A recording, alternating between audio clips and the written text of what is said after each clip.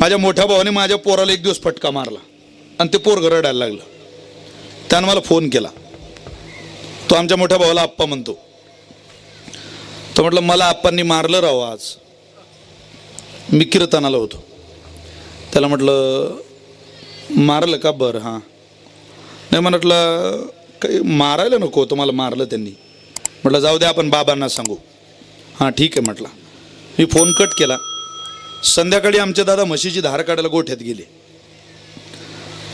त्यांनी ते वगारू सोडलं. हाल्याच म्हणतात तुमच्याकडं. त्याचं इला अवघड असतं महाराज. पहिल्यांदा तर दुधाला सोडा नाही तर कशाला सोडा. त्याला हात ताण असतो, यानं मला सोडलं कशाला बुवा. तो म्हणतो तुम्ही बसलेलो होतो, काही काम नव्हतं सोडायचं विनाकारण. मग त्याच्या तोंडावर फटका आणावा लागतो. अबे दुधाचा टाइम झाला ना बे. अरे हा दूध प्यावं लागेल आता. बरोबर आहे, संध्याकाळ झाली ना.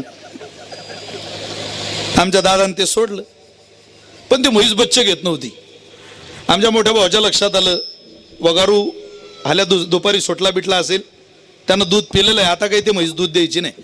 दुसऱ्या दिवशी पहाटे म्हशीनं दूध दिलं. दुसऱ्या दिवशी दुपारी पुन्हा माझ्या पोराचं काहीतरी चुकलं.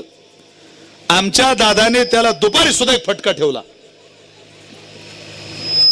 फटका मारता बरोबर माझं पोरग माझ्या मोठ्या भावाला म्हणायचं, आप्पा म्हैस आज सुद्धा संध्याकाळी दूध देणार नाही म्हणे.